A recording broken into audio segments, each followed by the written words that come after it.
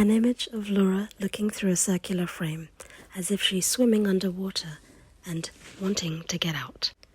Sound waves fluctuate with the rhythm of her voice. Below this, white text capturing everything she said. What a year it has been.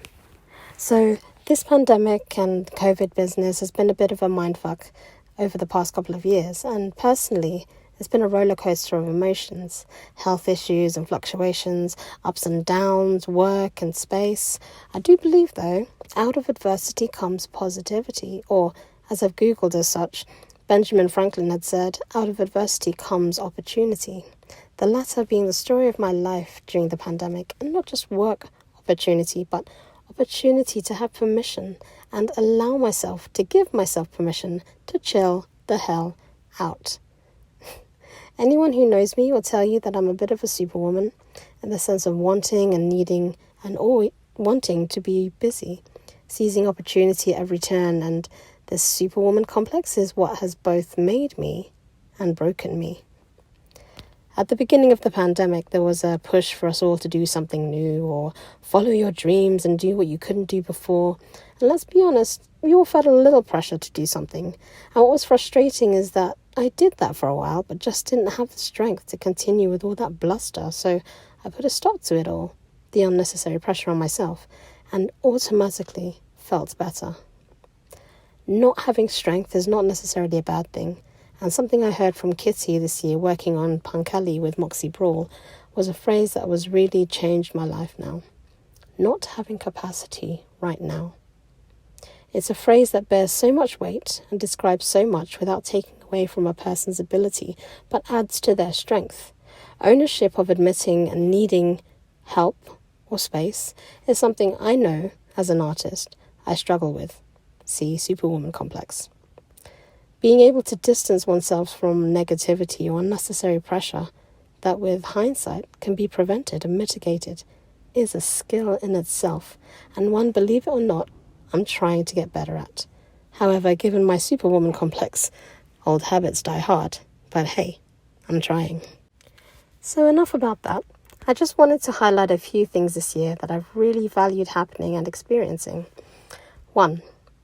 Being able to go out to the cinema again. So I wouldn't call myself a film buff. However, I enjoy watching an eclectic range of films, highlights being, and bearing in mind, I haven't watched a whole bunch despite working in a cinema, but these were the ones of note just because I saw them recently. West Side Story and The Kingsman. I'll be posting reviews of all the films that I've had opinions about. They're mostly positive, as I'm not really interested in slating films or wasting time watching them just to review them. 2. Being able to go out and watch shows in the theatre, not through a screen. I'm not the best at going to see things because of time or money, or because I would only spend money on shows that pique my interest or I have friends associated with it. So in doing so, I always end up bumping into people. For instance, Takeshi's Origami was part of Dance Umbrella, and I caught it at Arts Depot on the last day, and was sitting next to the legendary Freddie Adepoku. Then, a month later, I went to see Lanray's Samskari at the Yard in East London and bumped into East London Dance's Ruby Baker, who's producing the show. Now, I know Ruby from a while back, and that was really cool to see her. Now, this dude just deserves a little bit, just as a section for himself, because just a massive big up to Bota Seva, his creative team, and Far From the Norm for Black Dog. I went to see this as part of East London Dance's We Move creative program that is developing hip-hop artists and creatives. And the amount of people he brought together in a sold-out show at Sadler's Wells main stage show, it was mad. I was there until the end, just catching up with people and making plans and, for the future. Watch this space for the reviews on these awesome shows. Big up to Lee Griffiths for making it all happen, keeping the hip-hop community visible and in development, constantly shouting out to new talent and repping artists and platforms. I was offered a place at Choreodrome 2020, but due to the pandemic and health issues, I wasn't able to pursue my residency that year. But celebrating the work during the residency of 2020, I went to see the Houston collectives like Mercury. I was just blown away. Literally, I was blown away. Plus, I was finally able to meet Nathan Gearing from the Rationale Method in person, another dude who deserves just a section for himself, which leads on to 3. Queen Bitch, the spoken word dance film that I was fortunate enough in 2020 to get funding for to make with the help of the Rationale Method, Chisato Minamamura, Becky Barry, and 12 amazing dance artists who pulled together to make it happen at the height of the pandemic. Queen Bitch bookended the year, premiering at Unlimited Festival at South Bank in January and online with Together 2012 CIC's Disability Film Festival, winning a CAT Award for Best Dance Film. All of which I couldn't have been able to do without Nathan Gearing's insight, support, guidance, collaboration, and so much I can't even describe. It was so amazing that we connected via Facebook through Louise Catarega and was completely online for a year because of the pandemic. So we finally met in person a year later after collaborating at Artists for Artists event showcasing Cy Rawlingson and Emma Houston's work through Choreodrome. It was explosive and mad, with hugs and amazing conversation and drinks and future plans. We met again when I visited Theatre Delhi in Sheffield en route home from rehearsals in Nottingham. And oh my goodness, what an amazing dude. Just the sheer advocacy of his work and the core of his dedication to promoting and supporting Black artists in his community with the hip-hop and access. And I'm always so honoured and grateful to have been able to collaborate with such a giant in all aspects of his work. Just an awesome, humble dude that I could have a drink with. Punk Alley, number 4. Punk Alley. So this amazingly inclusive show was my first performance opportunity in 2 years.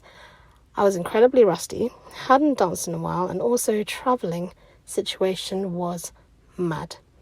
There were ups and downs, and there will be a blog about this, but I have to say, meeting some incredibly talented people in Gaz Tomlinson, Emily, and Jacob for the first time, and reuniting with Kitty, who I hadn't danced with since 2012, and of course Sarah Blanc, and Lula, who I hadn't met before. And I haven't worked with Sarah since 2016. A super fun, glittery, music-packed family show where I got to play the drums, dance and sing, the rock star life I had envisioned for myself way back when. So, in conclusion, my year was jam-packed, full of activity, resembling some sort of career trajectory, and I'm so excited to be having meaningful, productive and ambitious thoughts and conversations to launch me into 2022. Ideas are buzzing.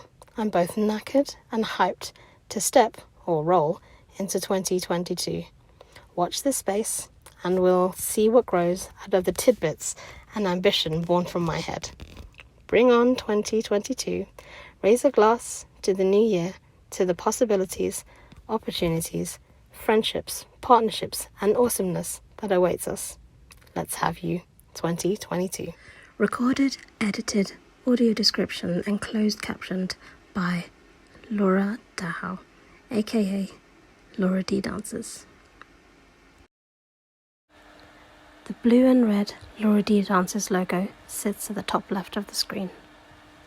A sleeping dragon, etched in black and white. A monster of qualities, designed by Sarah Blackwell. This has been LauraDTalks. Thank you for listening. LauraDTalks, freelance inclusive dance artist. On Instagram and Facebook at LauraDTalks. On Twitter at xitsallgoodx. www.LauraDTalks.com.